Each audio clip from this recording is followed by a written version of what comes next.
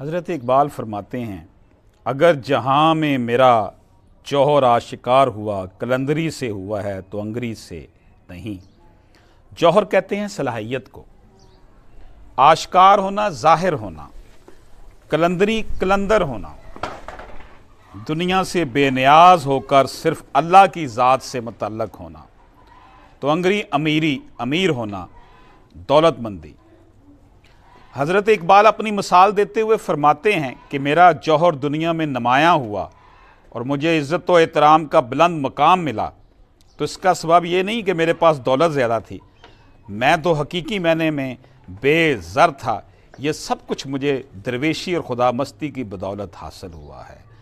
اگر جہاں میں میرا جوہر آشکار ہوا قلندری سے ہوا ہے تو انگری سے نہیں۔ گویا کہ امیری دولت مندی کوئی چیز نہیں ہے۔ حضرت اقبال فرماتے ہیں کہ یہ سب کچھ مجھے درویشی اور خدا مستی کی وجہ سے ہوا ہے۔